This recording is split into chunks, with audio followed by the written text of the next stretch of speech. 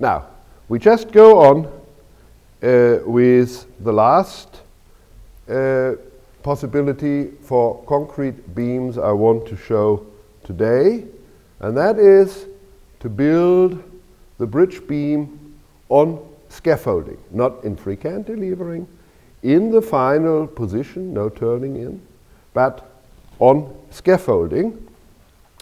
Again, two possibilities. One possibility is just to build a long scaffolding underneath the bridge. That may be the case if we cross a valley like in this, for this Leven River Bridge in Scotland. There's a little Leven River, it's more a creek than a river, I would say, and all this is a valley, but not too deep. I think it was 10-12 meters. And we had assumed that the contractor would use maybe incremental launching or so. No, he said for him the most economic was to build a scaffolding all the way as we see it here, cast the beam on top, and then, so to say, by stressing the cables, lift the beam out of the scaffolding. A similar use with stationary formwork was done for a very much bigger bridge, the longest, or the second longest, 1,008 meters, stone cutter in Hong Kong. And there it was rather high up, 40 meters. In my field, not a very economic way to build a bridge, but that's what the contractor decided. We see here spans of 70 meters and height in the same range, 60, 70 meters. Two separate cross sections, concrete for the side span, steel for the main span, connected with substantial box cross girders. So if we cut through a cross girder, 3 per span, it looks like this, and in between we have the two separate. And here we see the building up of the scaffolding with auxiliary piers in between the final ones. And I tell you, I was on site several times. It wasn't our design. I always felt for what you put into the scaffolding here, temporary, you could build a rather substantial bridge. I thought it's not very economic, but they've done it. And here then we have, in the next stage, we have the formwork installed, and here finally we have cast the beam on that stationary scaffolding. Now, another possibility here we show for the Flehe Bridge across the Rhine River, 1975-76. I was project engineer for this concrete back part, 780 meters long, a rather substantial bridge, where the backstays, the steel cable stayed bridge in the span, were anchored. Now, all these spans were built span-wise, 60 meter long, on a self-launching form. So after we didn't, or the contractor didn't put the formwork underneath the whole 780 meters, it would be too expensive, but he used always 70 meters and then moved forward the forms, the scaffolding for the next 70 meters on a self-launching formwork. Of course, auxiliary piers in between the 60 meters. A view back from the tower. We see here the major part is already built. And we are now approaching near the tower the region where the stay cables are anchored. And this is a look into the forms. We see here the A tower, very small in behind. It's the Rhine River near Düsseldorf. And we see here the stay cable, the steel pipes for the anchorage of the stay cables inside the form. These were, in general, the possibilities we have for building cable-stayed concrete beams, classically main spans and free cantilevering, precast or cast in place. But we can also use a rotating in the bridge, and we can, especially for the approach bridges, use some sort of launching incremental or span-wise, and that about shows the ways we have. Now we come to the steel beam. Again, in general, we have similar methods. Naturally, the king of building steel bridges, even more than in concrete, is free cantilevering, but we also have possibilities of launching and some other shifting. Now, stone cutter bridge. I just showed you the building of the concrete approaches on a stationary form, 60 meters high, rather involved. Now, we have now for the stone cutter bridge here reached the concrete approach beam near the tower, and now we start with building the steel beam. It is unusual for the stone cutter bridge that the steel beam extends into the side span where the concrete is. Normally, the concrete extends out here because from material this is less expensive. However, you may need an additional construction method for that part of concrete, like I'll show you for the Normandy Bridge. So in this case, they used more expensive steel material to extend here, but they could use in principle the same construction method for the steel beam they used for the main spans. So a cut-off, more material cost, but savings in construction method. Always the dilemma we have to consider during construction, the two. And in this case, they voted for the steel beam to extend into the approach span. So the steel goes until here somewhere, lifted up, it's a twin beam, and then from here onwards it's the regular free cantilevering, lifting of the last beam element, again second in record, 1,008 meters. We will see soon the world record holder. Now, nearly at the same time, a little bit later started, but a little bit earlier completed. So the world record never went to finally to the stone cutter bridge, but went to Sutong across the, I think it's the Hoang-ho, the Yellow River in China. 1,088 meters, nearly done, view from the tower. Transportation of the last element by barge, lifting of the last element, and then of course the installation of the last element is always a little tricky. It's normally precisely then measured, the distance, and very often the last piece is fabricated too long to be able to cut it off a little bit exactly to where you land. I mean, after 500 meters each side, you can't really normally foretell it's on the millimeter. But in addition, what you have to do is you have to spread the two beams which are already erected in order to be able to lift in, to thread in the last element. So this temporary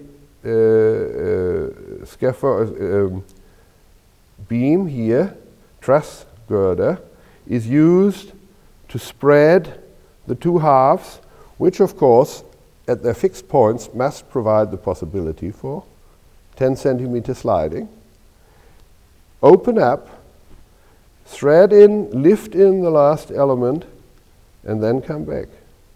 And you've measured all that extremely carefully at night without temperature, and then the two should fit very closely so that you can weld around.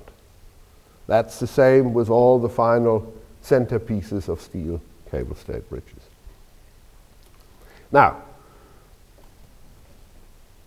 this typical method for steel beams, one could go on and on. Most steel bridges have been built this way. It's rather straightforward and simple. Also, we can launch steel beams. The most famous example for that is the Millau Bridge in the south of France, where the whole, 2,500 meter, you see it here disappearing in the fog, is put together here in the fabrication and shifted with the final tip or tower here at the tip to support the cantilever. We will have a whole half lecture on the Millau Bridge later, so that's why I just give you the example, launch the bridge in. As an exception, transverse shifting, which is also a sort of launching, not longitudinally but transverse, has been used for the Rhine River Bridge. The situation in Düsseldorf was, it's the Oberkassel Bridge, Düsseldorf-Oberkassel is a part of Düsseldorf. There was the temporary wiring for 20 or 30 years, but originally it was done temporary in the after Second World War, over here. And this is such an important inner city arteria that you couldn't just tear it down and then for a year or two close it to build the new bridge. So what was done? The old bridge was left in use. The new bridge was built alongside. The traffic was temporarily transferred to the new bridge. Then, while the traffic runs here, the old bridge was dismantled, and the pier then, the main piers were extended. You couldn't use the old ones there. And finally, during a closure, more or less the weekend, a few days more, the bridge was closed and the new bridge was shifted over, I think 47 meters, in the new position. Now we see here where the tower sits, we see here the bridge, and we see here the way it has to be moved transversely by 47.5 meters. How to do that with a cable-stayed bridge? Well, there was this design which is particularly suited to transverse shifting. Single tower, symmetric in length, left and right. And for shifting, these cables were shortened, I say, was pulled at, that all the load was removed from these piers, centered on the tower, about 10,000 tons. And so the bridge was only supported then at that time here, 10,000 tons, and a little bit for balancing at the two abutments. And so then it was more or less on this one piece, on this one point, shifted transversely with, on a, at that time, the biggest neopod bearing, 3 meter diameter for 10,000 tons. Again, on a sliding surface of PTFE, Teflon on one side, and polished steel. The sliding track was polished steel, and underneath the bearing was the Teflon. So the thing was shifted over, and there were two sets of jacks. One jack always was pulling, the other with a center hole pull rod here, and there was the move, back, move, back, move, back. So in about, I think, 2 days or so, the whole bridge was shifted. One of the biggest shifts, 10,000 tons to date. So much for the steel beam. And now we come to the third type. We have the composite beam.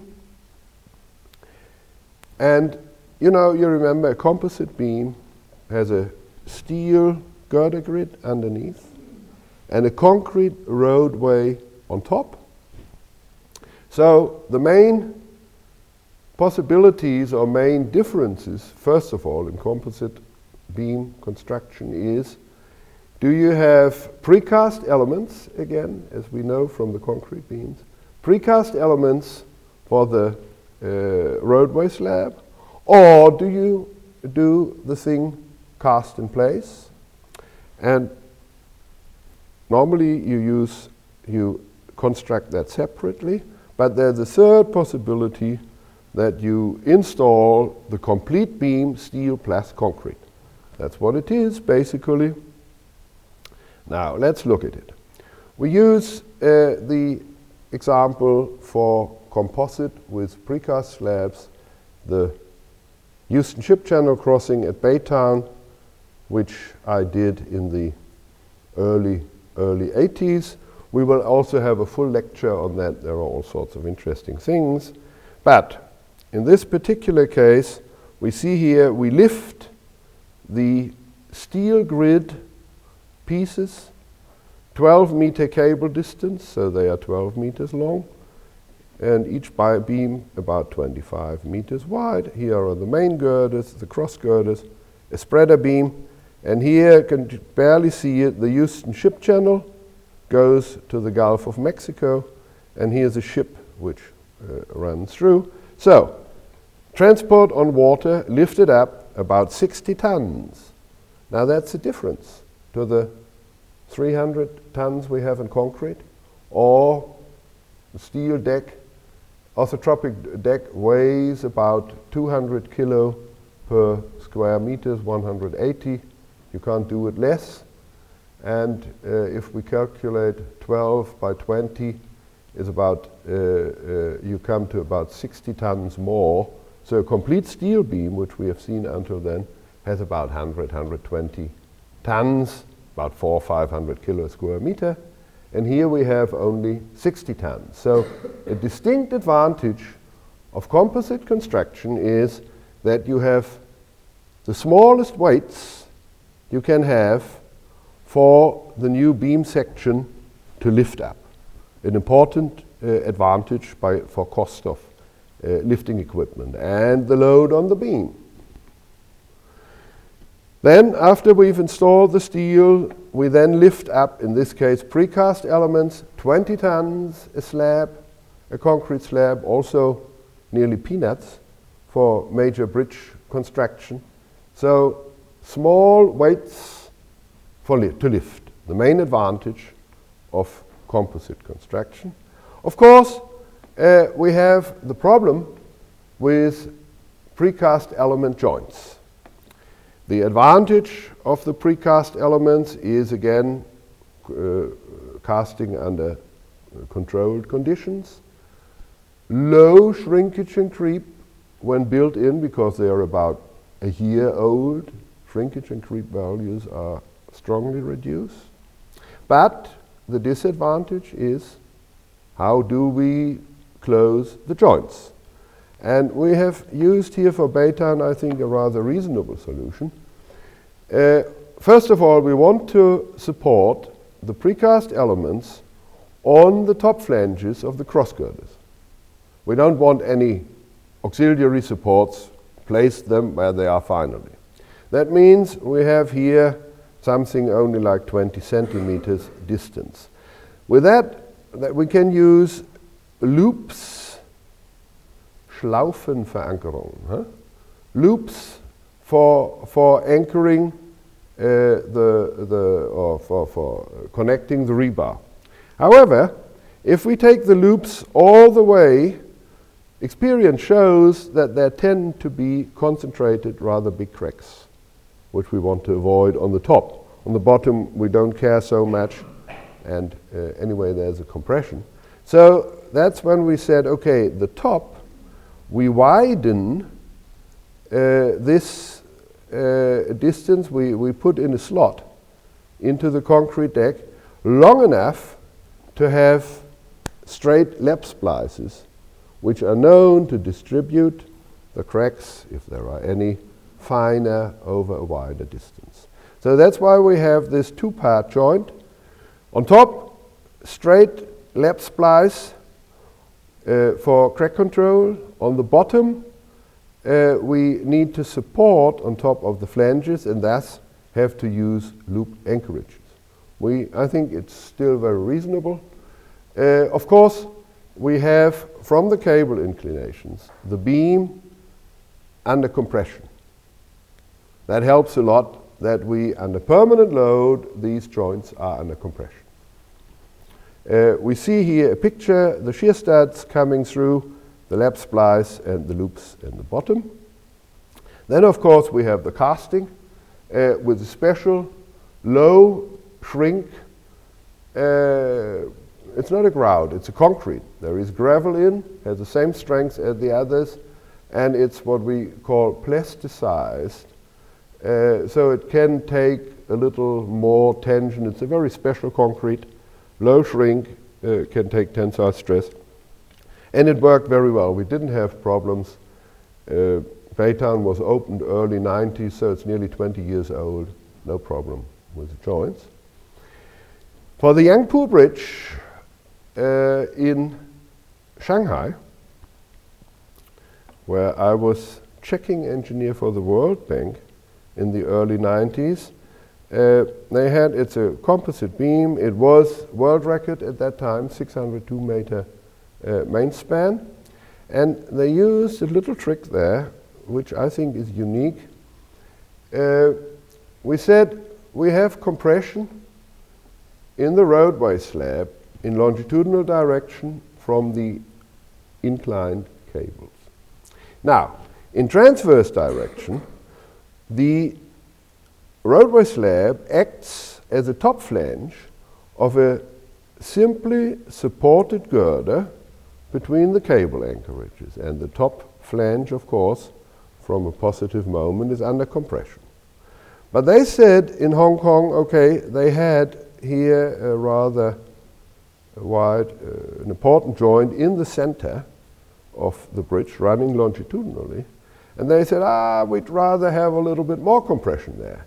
Now, you don't do that with post-tensioning, not in a composite beam. That's uneconomic. The post-tensioning runs into the steel, no good. But we do something else. Before we place the precast elements and cast the center joint, we artificially lift up, push up the beam to install a positive moment or a hogging curvature. Then place the elements, cast the joint, and when the joint is hardened, we take out this auxiliary underneath. So then we have, in addition to the simply supported beam, those moments in the joint, meaning the compression from that moment, which results from this artificial supporting. Here we see it on site, the front piece, steel grid, cross girders, and here we have these air struts artificially pushing up the deck in transverse direction. So that was a precast deck, and now we come to the same possibility, to the alternate cast in place. What we had for the complete beam, we can do it precast or cast in place. We have the same just for the roadway slab of a composite girder, precast or cast in place. The advantage of cast in place is that we do not have the joint problem, and we do not have to transport any precast elements, although the low weight and good possibilities for the joint do not make the advantage of cast in place very big. It more or less depends on what the contractor likes and what the design use in the country is. But both, in my opinion, are more or less equal. We use the example of the Niederwarter Bridge, a few kilometers away from here. Transportation of the steel grid sections on the Elbe River to the side, lifting it up, aligning it to the already installed beam, and then welding. And then comes the roadway slab. First of all, we have to place the formwork on top of the cross girders. So we see here the cross girders themselves with shear studs protruding for shear connection. Then we place the reinforcement, we cast the concrete, and use some extended machinery to plane it to have a very smooth surface. Very standard and very understandable. I don't have to go into that anymore. Now, there is the possibility of installing the complete beam, meaning steel grid plus concrete on top. That makes, you can use a cast-in-place fabrication on shore. However, you have to lift bigger elements. That's the disadvantage, and you still have the joint to close. We see here the protruding reinforcement, same here. So we still have the cast-in-place joint, which hinders the progress of construction. So it takes away part of the advantage of composite construction by installing small weights, steel grid and deck slabs separately, without overcoming the main disadvantage of precast, that we have a joint. So it's rarely used. The only typical example I know is the Rion-Antirion Bridge, and there they had quite other problems besides how to do the joint.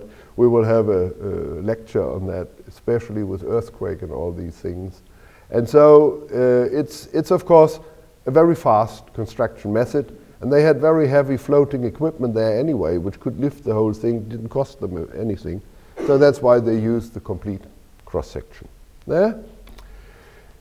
Another case for a complete cross-section is the Cap Shui Mun Bridge, Hong Kong to Lantau Island. I mentioned that already. The approach bridges were incrementally launched. Now, this is a double-deck cross-section. We have 6 lanes of freeway traffic on top, and we have a rapid transit public transportation here on the bottom. And in addition, we have emergency lanes in case one of the rather frequently occurring typhoons in Hong Kong blows, then we can't use the top surface. The typhoon would blow the cars away. But we have the airport, which is a major piece of infrastructure, and we need emergency vehicles and so on running. So during a typhoon, they can run inside instead of the public railway here. This is why there is a 2-story cross-section, and we did quite an unusual thing. We made this composite, and we won the competition, our contractor there, by using steel frames and steel webs, but top and bottom concrete roadway slabs. So it's a composite cross-section, unusual, but anyway it is. And for construction, this thing was about 8.5 meters high. That's what a double stock cross-section comes to, 8 meters, something like that. But we had a regular cable distance. So again, we came with 8 meter beam depth, you can cantilever every section without tying back your lifting equipment. And so in this case, it was decided quite properly to install the complete elements with the concrete cast already in place, top and bottom, weight of 500 tons, one of the heaviest pieces ever lifted, and just here a beam supported 2 cables back and here with a hydraulic jacks putting up, but because the big height, the beam could take the bending moment from lifting and installing these 500 tons before the cable was in. And that's why for this particular location, with the great depth of cross-section, it was a good method and an efficient method to use the complete cross-section because it didn't cost anything but saved steps on site. Now, finally, we can also launch a composite beam. Example, Heinola Bridge, Tätinjemi, as they call it in Finnish, but I thought we rather go with Heinola, that's a little easier. Now we see here 3/4 at least of this bridge are, so to say, approach bridges, continuous girders. And the cable stayed bridge is a fairly small part of the total cost. And whenever we have this situation, we must find the most economic method to build the vast majority of the bridge, meaning the approaches, and then try in some way to use this method also in the cable stayed area. And not say, okay, we build the cable stayed bridge, that's the interesting one, and the others will look after themselves. No. You must optimize the construction method where the bulk of the bridge is. If you, as normally, have a large cable stayed bridge and small approaches, okay, then you go for the cable stayed bridge and somehow do the approach. If you have a very long approach, you find the best way for the approach and somehow try to fit in the cable stayed bridge with the same method. And that was done here by saying, okay, we launch the steel girder across the whole length of the bridge. That's the steel girder. We have here the launching nose, and what we do is we place 2 auxiliary piers here. So first of all, we build the complete bridge, including cable stayed part, with auxiliary piers. And then we install the cables and take the auxiliary piers away. That's the proper way for the approaches, and by using auxiliary piers, we can also apply it for the cable stayed bridge. And so in total, this gives the minimum cost as compared with 2 construction methods by saying, okay, a cable stayed bridge, we know, we don't have to think. That's free cantilevering. And here whatever may be launching. 2 separate construction methods always cost additional money.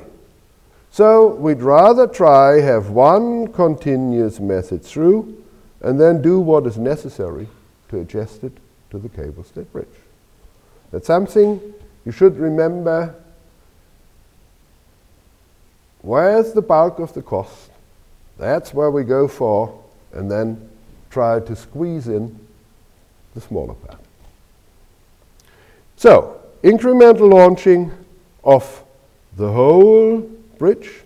We see here the towers are only being constructed while this is launched, and we can see here in the region where later on the stays are, we can see some auxiliary piers, and they are here behind. So first of all, we have the continuous bridge, partly on auxiliary piers, And then we build the cable-stayed bridge.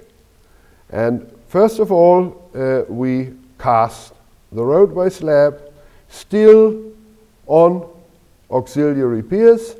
And once the roadway slab is cast, then we install the stay cables. Well, this was an overview over construction methods for tower and beams of cable-stayed bridges. As mentioned, stay cables are a large variety. That's an extra lecture. And let me just repeat briefly, thinking back what we've discussed today, what we were looking at. We looked first at towers. Steel towers, we build piecewise prefabricated steel pieces. We lift in with a crane, either a floating crane or tower crane, and then once it's in and aligned, it's welded, and that's it. Fairly simple. Now, concrete towers, we nearly always build cast in place. We do the building by free cantilevering, say, and there we have the two possibilities of sliding forms and jumping forms. I told you I prefer the jumping forms for safety, may be a little bit more expensive, but once you're in the first discussion with the contractor, try to steer him a little bit into the way of jumping forms. Sometimes you succeed, sometimes not, and if it doesn't work out, then you later have to change all the drawings. So go for the jumping forms. And if we have A towers where we have the two tower legs inclined, creating moments to the inside which may be bigger than in the final stage during construction, we use 1, 2, 3, whatever is required, auxiliary struts to take up the moments from the inclination. That's basically all there is to tower construction. Now, for the beam construction, we first have to distinguish in our mind, as always, we have concrete, steel, composite material, which is on one hand distinctly different in the construction method. On the other hand, naturally, there are similarities just on another level. So when we start of thinking of beam construction, first of all, the overriding method for all types is free cantilevering. That's a big advantage of cable-stayed bridges because the intermediate systems are stable. We have the same flow of forces in the intermediate stages as in the final stage. That's one of the big advantages of cable-stayed bridges. So, concrete, free cantilevering, two possibilities, cast in place or precast. Advantage of precast is good quality of the elements, may be rapid progress during construction. The difficulty is the high lifting weights in the range of 300 tons, which either loads the beam heavily, or if we have a floating crane, we need a rather big crane, which costs more money per day to rent than a smaller crane.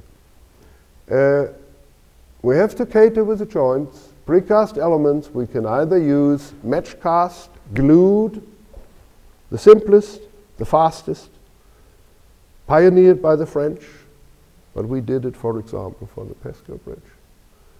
Or we use cast in place joints.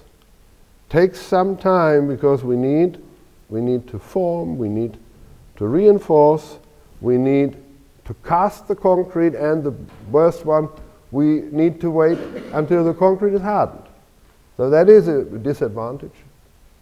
On the other hand, if we use cast in place, cross sections, we have the problem normally of supporting the new piece of cast-in-place concrete at the tip, because we have the length of cable distance, 10, 12 meters. Very often only 1.5, 1.2 meter depths. So the beam can't take the negative cantilever moments. So auxiliary staying of the form traveler, time consuming by elongating, and of course material consuming for the stays. Then next step, we use the final stay cables for supporting the form traveler, which is a very reasonable method. Or we have a beam so deep that it can take the cantilever moments. I showed you the second Panama Canal, where we had a 4.5 meter deep beam with only 6 meters cable distance. So to cantilever 6 meters with a depth of 4.5 meters, you don't need any auxiliary support. Of course, there are some disadvantages with such a deep beam. That's why I said it wasn't our design, but the advantage was during construction.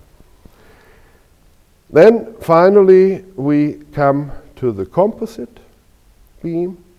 There we generally install the steel girder grid separate from the roadway slab. We come to weights, little weights of about 60 tons, which is very reasonable. The roadway slab can be precast or cast in place with the same advantages or disadvantages as we have mentioned before. And in addition, there are special methods like launching and rotating. Well, I think that sums it up fairly. Thank you very much.